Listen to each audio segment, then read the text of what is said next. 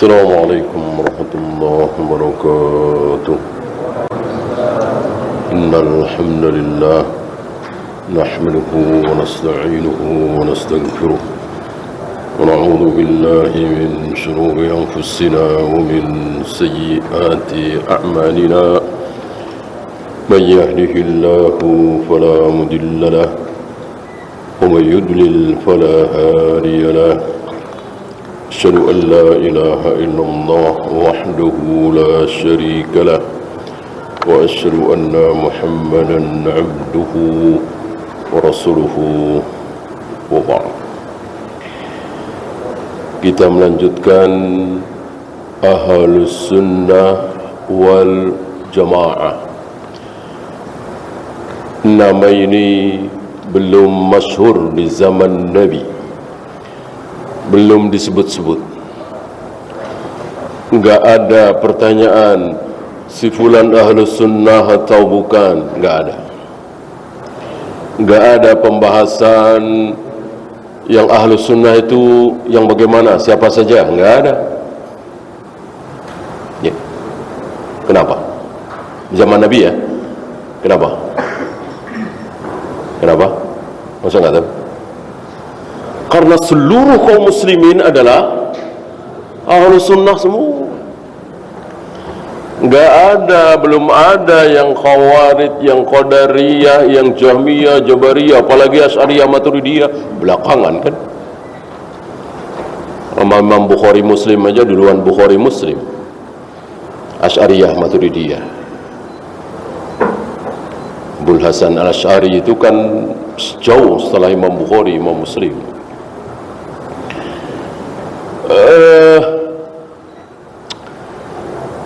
Seluruh kaum muslimin yang hidup di zaman Nabi SAW adalah Ahlus Sunnah wal Jamaah. Bagaimana ketika Nabi wafat? Sama. Ketika kaum muslimin dipimpin oleh Abu Bakar, kaum muslimin semuanya adalah Ahlus Sunnah. Belum ada firqah-firqah dolal itu, belum ada syubhat. Berdasarkan sabda Nabi alaihi salatu wassalam, taraktukum ala mahajjatil bayda lailuha kanahariha. Aku tinggalkan kalian dalam keadaan putih bersih, terang benderang, saking terangnya malamnya seperti siang.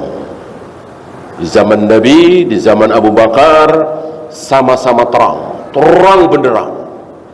Mau surga? Apa? Salat, puasa, zakat, haji, baca solawat, baca Al-Quran, ruku, sujud, semuanya ke surga.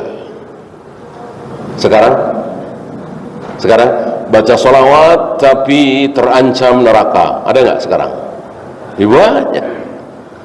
Salat tapi terancam neraka, puasa tapi tak terancam neraka. Zaman Rasul, zaman Abu Bakar nggak ada. Itu yang dimaksud terang benderang. Mahajjatil bayda. Sekarang gelap segelap-gelapnya. Mana ada di zaman Nabi, di zaman Abu Bakar, di zaman Umar, jihad, teriak jihad, jihad, ternyata bukan jihad, nggak ada. Nah seperti hari ini, teriak jihad, jihad, padahal bunuh diri. Membunuh diri, jelas bunuh diri.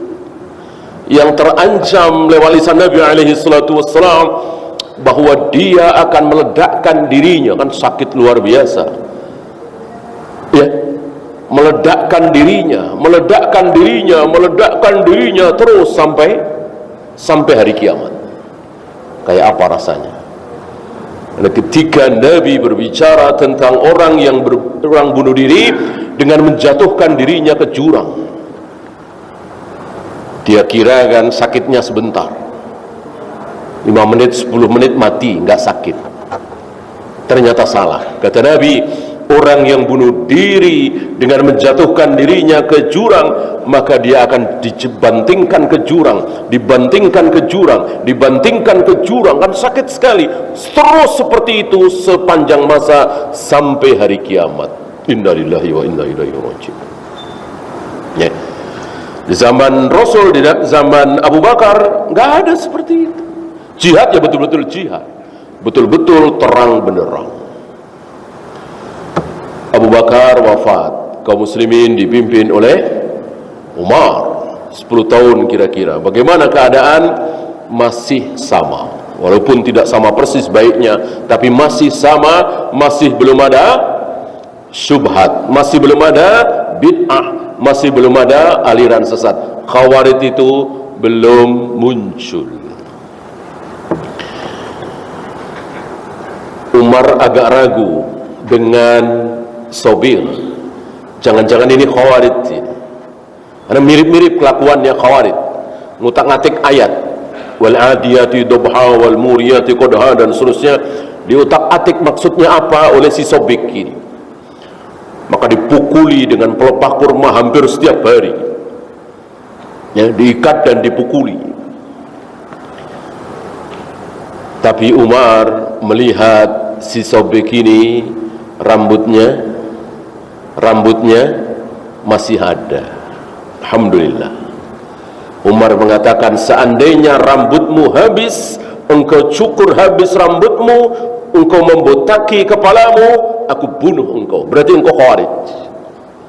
Umar nggak ragu-ragu, ya. Tapi karena dia tidak membotaki kepalanya, tidak mencukur habis rambut kepalanya, maka tidak dibunuh. Berarti belum muncul Khawarij. Nah, ketika Umar terbunuh saat mengimami salat subuh, baru di situ, baru setelah itu muncul bid'ah, muncul syubhat, muncul firqah.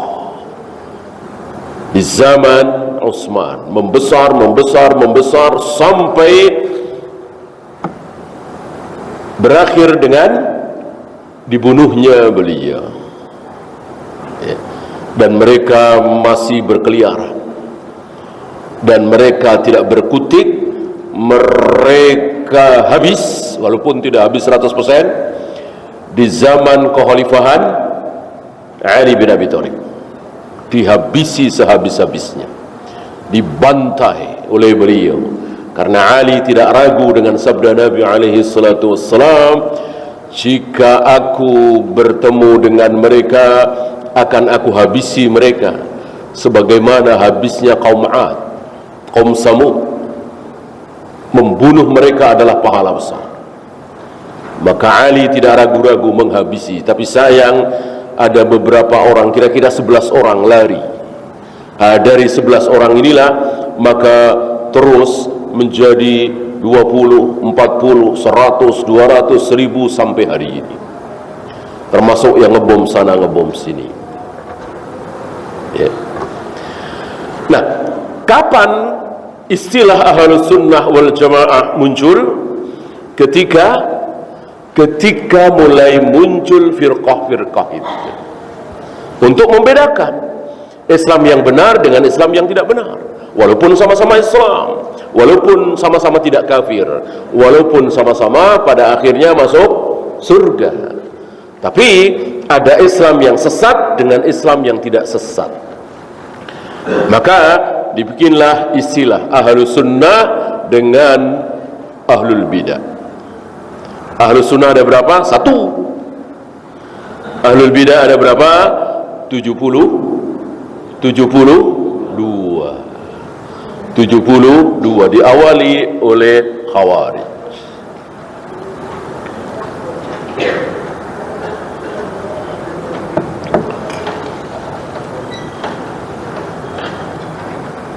Mulai ketika muncul itu, maka dipilah-pilah, si fulan Ahlus Sunnah bukan, si fulan Ahlus Sunnah bukan. Terutama orang yang menyampaikan Al-Quran dan Sunnah, ulama berilmu. Kata kita ustadz lah ya. Kalau orang awam ya biarkan saja. Kan perlakuan terhadap orang awam kan gak ada bedanya, iya kan? Awam Ahlus Sunnah dengan awam yang tidak Ahlus Sunnah, bedanya apa? Perlakuan kita kan tidak ada bedanya. Dia salam kita jawab, dia bersin mengucapkan alhamdulillah, kita doakan dengan yarhamukallah. Dia sakit kita jenguk, dia mati kita salati, dia minta nasihat kita nasihati. Siapa? Ahlu sunnah? Bukan, kaum muslimin. Kaum muslimin itu yang awam. Maka untuk memilah, membedakan ini ahlu sunnah atau bukan, itu yang tampil. Kalau yang nggak tampil ya sama saja kita dakwai. Lianna hunaka man yadda'i sunnata wa la yakunu ma'al jamaah. Ini dia. Ini salah satu kesalahan, ada orang yang menisbatkan dirinya kepada sunnah. Saya ahlu sunnah, saya mengikuti sunnah Nabi. Patokan kita, patokan kami adalah Al-Quran dan sunnah, Al-Quran dan hadis. Tapi sesat. Tapi sesat. Kenapa? Karena tidak mengikuti jamaah. Ahlu sunnah doang, nggak ada jamaahnya. Ahlu sunnah saja tanpa jamaah, maka jamaah harus di bawah. Pertanyaannya, jamaah siapa? Jamaah siapa? Jamaah Syiah, jamaahnya Imam Syafi'i, jamaahnya Imam Bukhari, jamaahnya Imam Malik? Tidak semua. Jamaah para sahabat. Jamaah para sahabat. Jadi jangan diabaikan bagaimana ucapan sahabat, perbuatan sahabat, perilaku sahabat. Karena mereka yang paling tahu tentang Al-Quran dan Sunnah setelah Rasulullah SAW. Ya, kita semua, bahkan Imam Syafi'i, Imam Bukhari kan belum pernah ketemu dengan Nabi SAW. Yang pernah bertemu dengan Nabi siapa? Ya para sahabat. Maka para sahabat tahu persis. Seperti contoh kemarin, nggak ada riwayat Nabi memotong jenggot segenggam. Nabi juga tidak ada riwayat beliau menyuruh, potonglah jenggot kalian setelah segenggam. Tapi para imam, wabil khusus Syekh Albani, menganjurkan. Pernah dalam satu majelis beliau meminta gunting dan seperti nampan gitu ya, karena beliau melihat beberapa jamaah di situ jenggotnya terlalu panjang sampai ke perut, ya, sampai bahkan ke pusar. Ini tidak syak lagi, ini torekot sufiyah. Ini tidak sunnah. Kalau dianggap sebuah keutamaan, ya bid'ah. Ya, sama dengan menghabisi kumis. Imam Malik mengatakan bid'ah. Para Rasul dan para sahabat semuanya berkumis, hanya tipis, tidak tebal, tidak menutupi bibir dan seterusnya. Ya. Beliau menganjurkan para jamaah di situ untuk memotong jenggotnya segenggam, cukup segenggam. Ketika ada yang bertanya, ada riwayat Nabi bersabda seperti itu? Enggak ada. Ada perbuatan Nabi riwayatnya ada? Enggak ada. Yang ada 3 sahabat kemarin kita bahas. Memotong jenggotnya segenggam. Dan satu lagi syaratnya, apa kemarin? Tidak ada? Tidak ada? Tidak ada bantahan. Tidak ada bantahan dari sahabat yang lain. Kalau ada bantahan ya tentu tidak bisa dijadikan rujukan. Artinya dibahas dulu. Berarti kan ada 2 pendapat.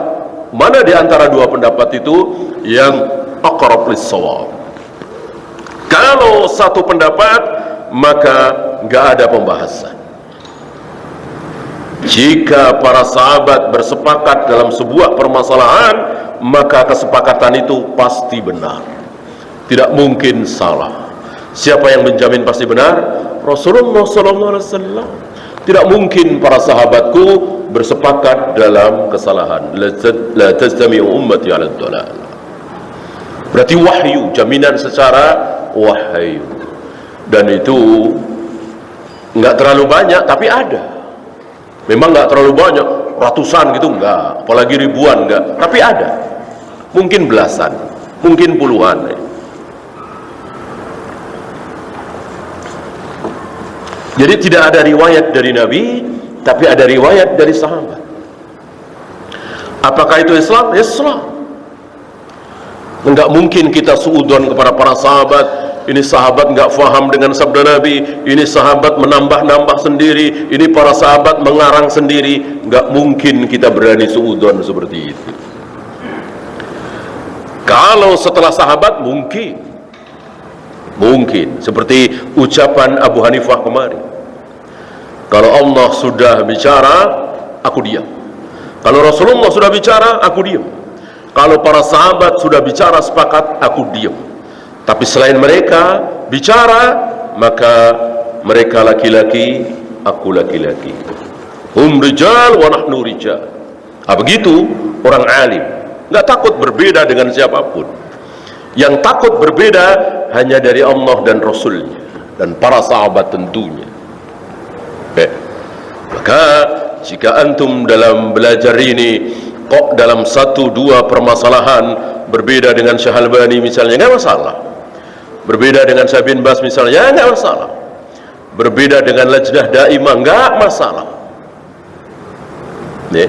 Yang antum harus takuti adalah berbeda dengan qala Allah wa qala Rasul ala fahmi sahabat.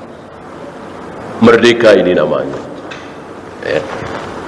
Maka sangat disayangkan kalau sebagian dari kita cuma berhenti di ini sudah kata Syekh, ini pendapat Syekh Fulan, ini kesepakatan Lajnah Daimah. Ini sangat disayangkan. Luntur sebagai seorang pelajar. Pelajar tidak seperti itu. Lajnah Daimah, siapapun, bahkan Imam Syafi'i, Imam Bukhari, Imam Malik ketika berbicara, itu dalil? Bukan. Kecuali Imam Syafi'i, Imam Bukhari membawakan ayat, membawakan hadis, tentu itu dalil. Kalau sekedar pendapat, ya tentu bukan dalil.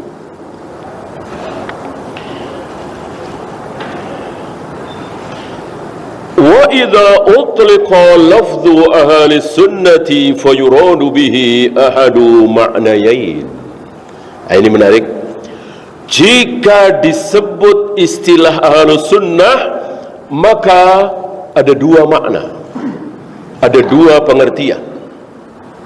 Yang pertama pengertian menurut orang awam. Saya bacakan. Ahlus sunnah wal jamaah adalah man asbata khilafatal khulafa'is salasa, yaitu orang-orang yang menetapkan, meyakini, menerima 3 khalifah. 3 khalifah. Siapa? Abu Bakar, Umar, Utsman. Abu Bakar, Umar, Utsman. Siapapun kaum muslimin yang menerima, menetapkan, meyakini bahwa beliau bertiga ini khalifah yang sah setelah Nabi SAW, maka dia ahlus sunnah. Yang tidak mengakui, yang diakui cuma Ali bin Abi Thalib, berarti dia bukan ahlus sunnah, dia Syiah. Orang awam begitu. Jadi pembicaraan di orang-orang awam, dia sunnah apa Syiah? Gitu. Dia sunni apa Syi'i? Begitu. Itu doang. Seolah kalau bukan ahlu sunnah pasti Syiah. Seolah kalau bukan ahlu sunnah pasti Syiah. Betul? Salah. Khawarij, Jahmiyah, Jabariyah, Asy'ariyah, Maturidiyah, dan seterusnya Syiah bukan. Ahlu sunnah bukan juga. Jadi kalau bukan ahlu sunnah pasti Syiah, salah. Bukan Syiah pasti ahlu sunnah, salah. Syiah itu satu bagian di antara 72. Bahkan sebagian a'imah mengatakan amma Syiah laisu minal muslimin. Orang Syiah sudah bukan orang Islam lagi, sudah keluar dari yang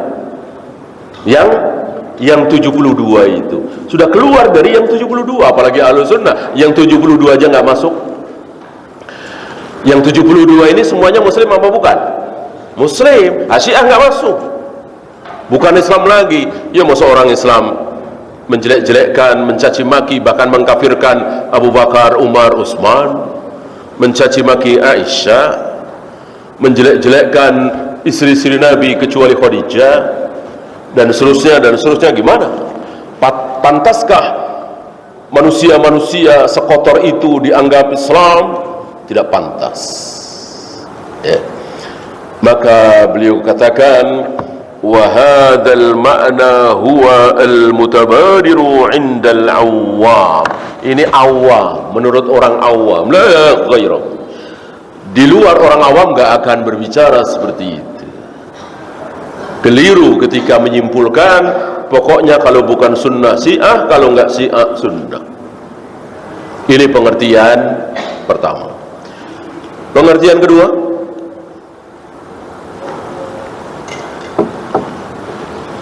وَقَدْ يُرَادُ بِهِ أَهْلُ الْحَدِيثِ وَسُنَّةِ الْمَحْضَةِ. Yang dimaksud dengan ahlu sunnah menurut pengertian kedua, ini bukan orang awam lagi. Siapa mereka? Ahlul hadis. Antum yang sedikit saja belajar hadis, pasti, insyaallah pasti antum tidak akan mendapatkan ahlul hadis yang khawarij, yang Jahmiyah, yang Asy'ariyah, yang Maturidiyah, yang Qadariyah. Enggak ada. Semua ahlul hadis, ahlus sunnah, salaf. Dari yang terbesar Bukhari, Muslim, Abu Dawud, Nasa'i, Tirmidzi, Ibnu Majah, Imam Ahmad, dan seterusnya sampai ke atas. Ya, orang-orang ahlus sunnah, ahlul hadis itu kan dia mempelajari bagaimana gurunya, guru dari gurunya, kakek gurunya, buyut gurunya, dan seterusnya sampai kepada Rasulullah SAW.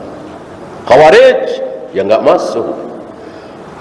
Antara Khawarij dengan Nabi itu ada sela, yaitu sahabat. Sementara sahabat dicaci, dimaki, dikafirkan. Kecuali Abu Bakar dan Umar, mereka enggak ketemu kan? Mereka enggak ketemu dengan Abu Bakar dan Umar. Ini ciri-ciri Khawarij seperti itu. Ketika enggak ketemu saja, mereka sanjung-sanjung. Gitu. Ini salah satu ya, bukan satu-satunya. Waktu mereka hidup di zaman Soeharto misalnya, dicaci maki Soeharto, dijelek-jelekkan Pak Harto. Yang disanjung-sanjung siapa? Soekarno. Mereka enggak kenal, belum pernah ketemu dengan Soekarno. Disanjung-sanjung, hebat, begini, begitu. Nah, anak-anak muda Khawarij hari ini yang mungkin umur 25, 30 belum pernah ketemu dengan Pak Harto. Disanjung-sanjung Pak Harto. Pemimpin hari ini dicaci maki, dijelek-jelekkan, dihujat. Ini salah satu. Apa bedanya Abu Bakar, Umar, Utsman, Ali, Zubair, Tolha? Bedanya apa? Enggak ada bedanya. Akidahnya sama, manhajnya sama, fikihnya sama, akhlaknya sama.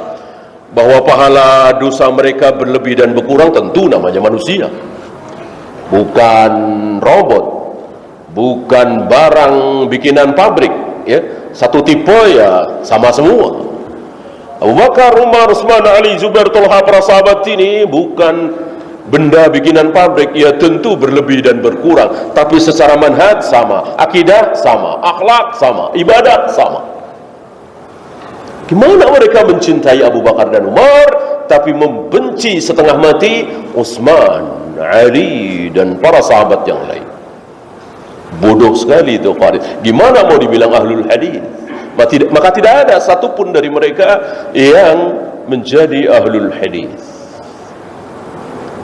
Ya. Ahlul hadis semuanya ahlus sunnah, semuanya salafi, semuanya al-firqatun najiyah. Nanti nama-namanya akan dibawa oleh beliau.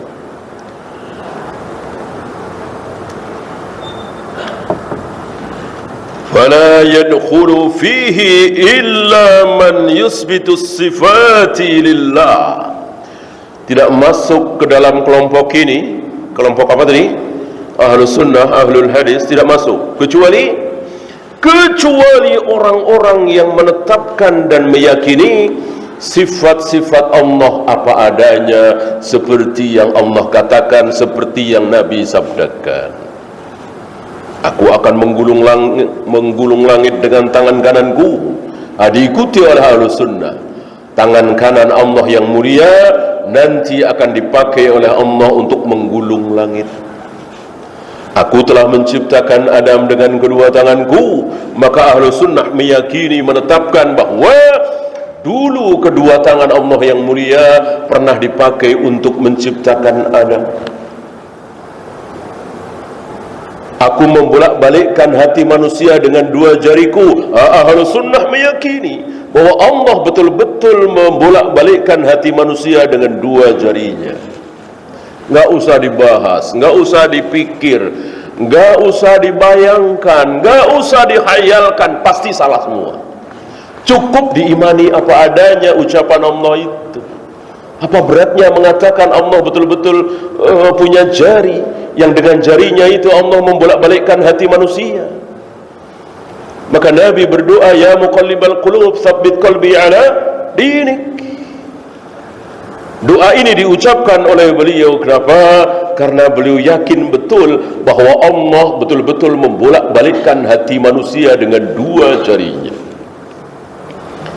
Ini beda dengan Asy'ariyah, Maturidiyah, apalagi Jahmiyah.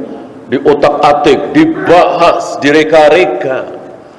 Kalau Allah membolak-balikkan hati berarti kalau Allah turun ke langit dunia setiap sepertiga malam berarti kalau Allah bersemayam berada di satu tempat yaitu di atas arsy berarti panjang pembahasan ini, melelahkan, nggak ada habisnya dan nggak ada selesainya dan nggak ketemu. Dan sudah kita bahas di awal dulu, ini sangat melelahkan. Membahas Tuhan, membahas semua dengan kaidah ilmu filsafat, lelah selelah-lelahnya. Beda dengan Rasul dan para sahabat, para nabi, para rasul, para imam, enak seenak-enaknya.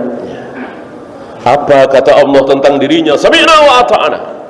Apa kata Rasulullah tentang diri Allah? Sami'na wa ata'na. Tanpa ditakwil-takwil, tanpa ditahrif, tanpa ditafwid, tanpa dita'til. Nanti insyaallah akan dibahas oleh beliau. Apa itu ta'til? Apa itu tafwid? Apa itu tahrif? Ya.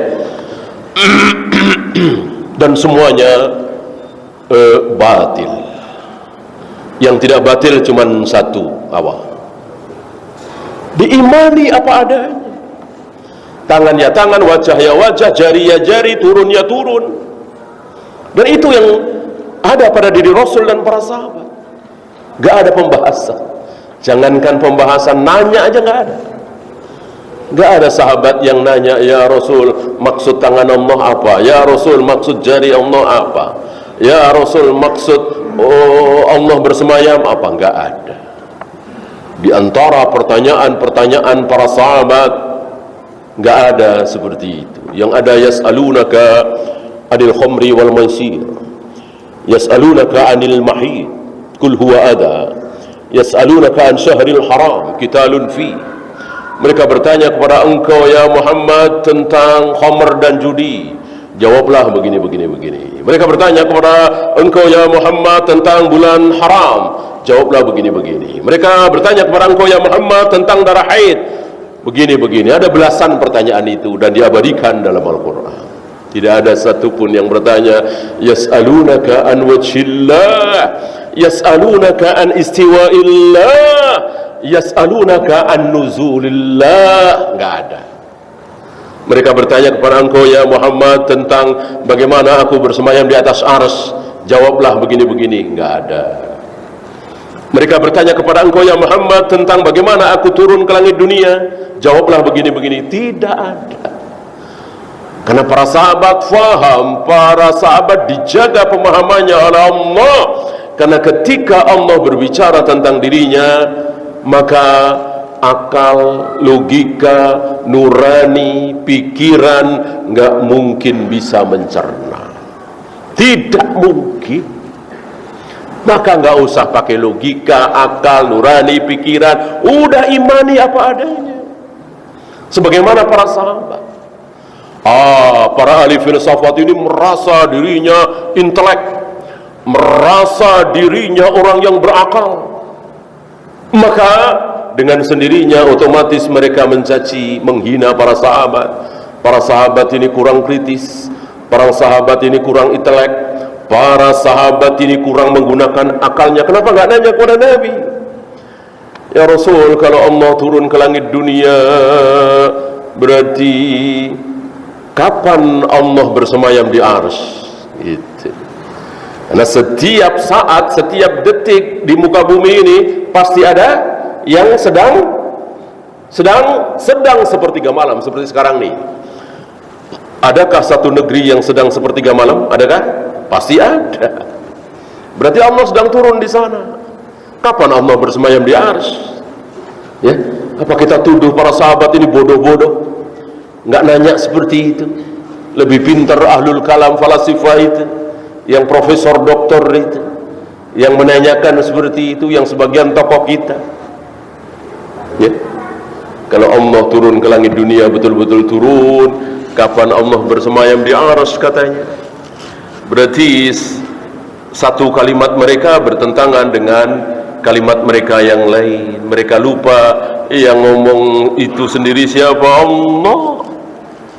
Ya, berarti ucapan Allah di sini bertentangan dengan ucapan Allah di sini. Innalillahi wa inna ilaihi raji'un.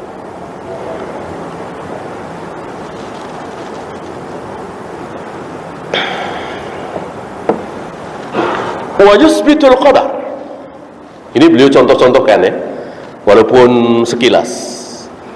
Ahlus sunnah adalah yang meyakini sifat-sifat Allah apa adanya, kemudian menetapkan, meyakini takdir itu apa adanya, meyakini takdir sebagaimana takdir yang dikehendaki oleh Allah dan Rasulnya, yang diimani oleh para sahabat, bukan takdir yang diimani oleh orang Asy'ariyah, Maturidiyah. Ada kasab katanya, ada kasab. Jadi ketika kita berkehendak, kemudian kita jalani kehendak kita, itulah kasab. Maka disitulah Allah juga berkehendak, jadilah kita dokter misalnya, jadilah kita insinyur misalnya. Ya. Jadi mereka ingin mensejajarkan antara kehendak manusia dengan kehendak Allah. Ya. Jelas ini keliru, salah, batin. Yang benar apa? Kehendak manusia nggak ada apa-apanya. Kehendak manusia tidak ada artinya. Kehendak manusia nggak mungkin terjadi kalau Allah tidak berkehendak. Cari manusia yang paling mulia, Rasulullah SAW. Apa yang beliau kehendaki dengan Abu Thalib? Beliau menghendaki Abu Thalib beriman, masuk Islam. Allah nggak menghendaki, malah Allah menghendaki Suhail bin Amr yang waktu itu menghalang-halangi Nabi mentalkin Abu Thalib membaca La ilaha illallah. Kan dikisahkan ketika Abu Thalib menjelang sakaratul maut, ditalkin oleh Nabi, dituntun oleh Nabi dengan membaca La ilaha illallah. Ya ammi kul la ilaha illallah hujjatan li indallah. Wahai paman, ucapkan la ilaha illallah agar kelak aku punya hujjah, punya alasan untuk membela engkau di hadapan Allah. Riwayat mengatakan Abu Thalib diam seolah-olah mau mengikuti. Ada 3 orang kafir Quraisy yang menghalang-halangi. Jangan Abu Thalib, pertahankan agama Abdul Muttalib. Jangan. Salah satunya Suhail bin Amr. Belakangan Suhail bin Amr masuk Islam. Inilah rahasia takdir. Ya.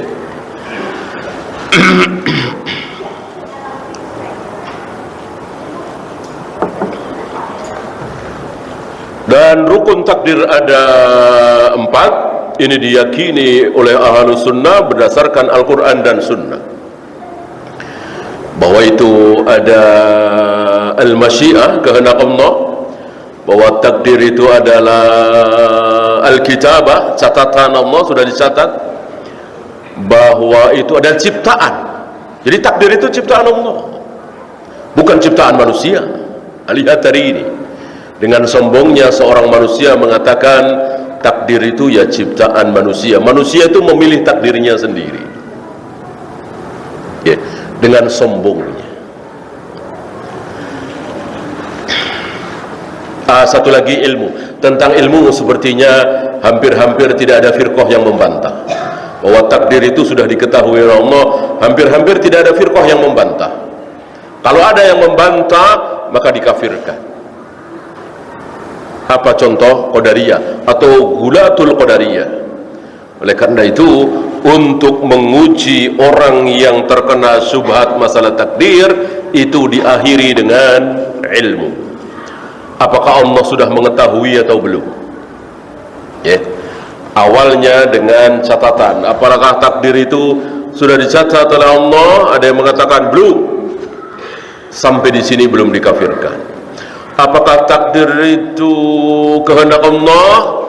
Menjawab, bukan. Ini jelas jawaban salah. Tapi masih belum dikafirkan.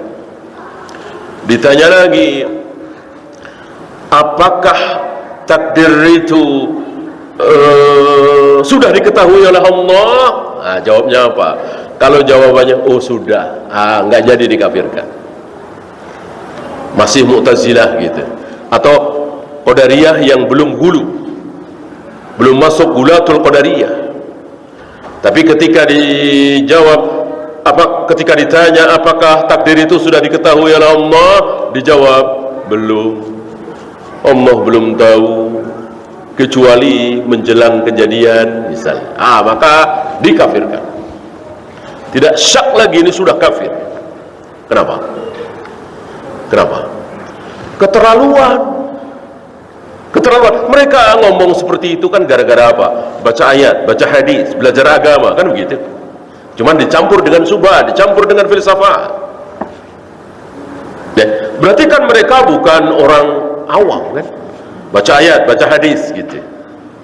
Sementara orang awam nggak pernah baca Al-Quran, jarang baca hadis, awam tapi dia Muslim, ya, atau bahkan Yahudi, Nasrani. Ketika ditanya, adakah sesuatu yang belum diketahui oleh Allah? Orang awam akan mengatakan nggak ada, nggak mungkin ada sesuatu kok belum diketahui oleh Allah, nggak mungkin. Maka takdir itu yang terjadi, yang sudah terjadi, yang sedang terjadi, yang akan terjadi, pasti sudah diketahui oleh Allah.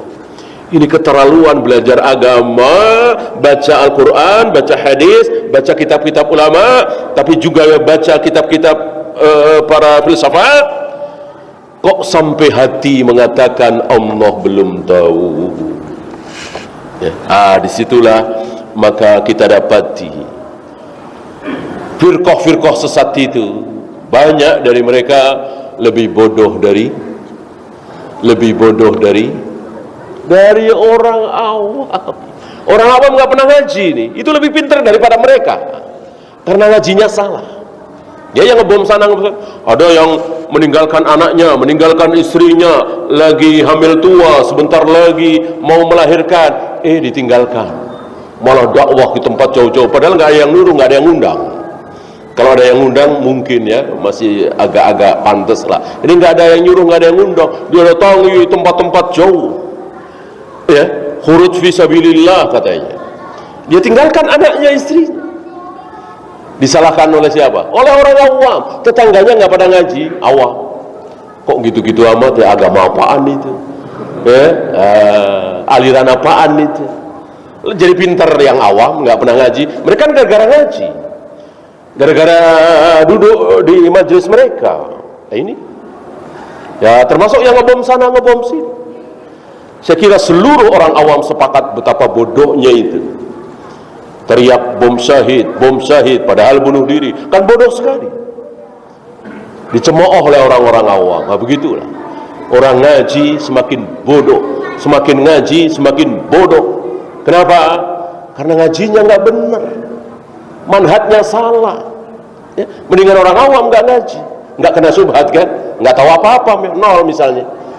Mereka minus, nol sama minus mending mana? Mending nol ya. Mending nol ya. Nol itu dikasih tahu ya, jadi yang ngasih tahu bagus ya jadi bagus insya Allah. Tapi kalau minus untuk dijadikan ke nol, mereka kan tidak merasa salah, bahkan merasa benar, merasa berada dalam al-haq. Maka menasihati mereka tidak mudah dan betul-betul sulit, dan kita sedang saksikan hari ini. Lebih mudah mendakwai, mengajak ke manhaj salaf siapa? Pelacur, penjudi, pemabuk, daripada mereka yang sudah ngaji duluan tapi ngajinya subhat, diajak kepada sunnah marah, dibilang jangan begitu bang, ini bid'ah, marah, ini nggak ada contoh dari Nabi, marah. Kalau pelacur, penjudi, pemabuk diajak, bang udah bang mabuknya, insya Allah nggak marah ya, malu. Wallahu ya, silakan azan dulu. Sallallahu ala Muhammadin sallallahu alaihi wasallam wa akhiru da'wana alhamdulillahi rabbil alamin. Alhamdulillah, salatu wassalamu ala rasulillah, la hawla wa la quwwata illa billah, amma ba'd. Ada pertanyaan? Kalau tidak ada, kita lanjutkan sedikit. Wa annal Qur'ana ghairu makhluqin. Salah satu keyakinan ahlu sunnah adalah meyakini bahwa Al-Quran itu bukan makhluk. Mereka yang meyakini Al-Quran itu makhluk, maka hujahnya dangkal sekali, sederhana sekali, dan tidak membawa semua dalil. Mereka hanya berhujah bahwa Al-Quran bukan Allah. Al-Quran bukan Allah. Bukan Allah berarti makhluk. Nah, orang awam mungkin bisa menerima hujah ini. Orang awam tidak tahu dalil, tapi ahlu sunnah selalu punya dalil. Ingat, ini pemahaman dulu ya, sebelum pakai ayat dan hadis. Ingat, Al-Quran itu apa Allah? Ucapan Allah kan? Al-Quran itu ucapan Allah, firman Allah. Sama dengan tangan Allah, wajah Allah, makhluk bukan? Ya bukan. Sesuatu yang menempel pada diri Allah, sesuatu yang menyatu dengan diri Allah, jelas bukan makhluk. Maka arsy menempel, menyatu dengan Allah apa tidak? Tidak. Tidak. Maka arsy makhluk. Dan makna dari salah satu sifat Allah itu adalah ba'inun an kulli khalqihi, terlepas dari seluruh makhluk, tidak menempel, tidak menyatu dengan satupun makhluk. Itulah salah satu sifat Allah. Nah, tangan Allah, wajah Allah, jari Allah tentu menyatu dengan diri Allah. Jangan bilang anggota badan Allah, nggak ada. Jisim atau fisik Allah nggak ada, istilah itu nggak ada ya. Kalau tangan kita, kaki kita itu anggota badan kita, betul. Jangan samakan Allah dengan kita. Maka tangan Allah, wajah Allah, betis Allah, telapak kaki Allah bukan anggota badan Allah, bukan jisim Allah. Lalu apa? Ya wajah Allah, ya tangan Allah, ya kaki Allah, telapak kaki Allah ya. Termasuk firman Allah ini. Ini kan ucapan Allah. Mana mungkin ucapan Allah kok tidak keluar dari diri Allah ya. Cuman jangan bilang keluar dari mulut Allah, kan nggak ada. Istilah mulut Allah nggak ada di ayat, nggak ada di hadis. Kalau mata ada, kalau wajah ada, kalau tangan, jari ada, kalau mulut kan tidak ada.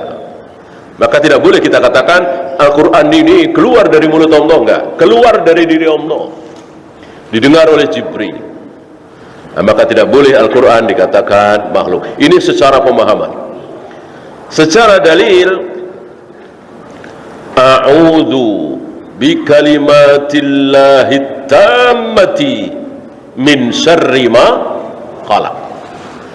Nabi mengajarkan doa ini terutama ketika kita tidur, berbaring, bertempat di satu tempat yang jarang sekali dihuni manusia di situ, atau mungkin di penginapan yang jarang dihuni, atau rumah kosong lama. Aku berlindung dengan kalimat-kalimat Allah. Kalimat Allah apa? Al-Quran. Kalau Al-Quran itu makhluk, berarti doa tadi syirik. Berlindung kepada makhluk ya syirik. Berlindung hanya boleh kepada Allah. A'udzu billah. Allahnya diganti dengan kalimah. Ini dalil yang nyata bahwa Al-Quran bukan makhluk. Ya.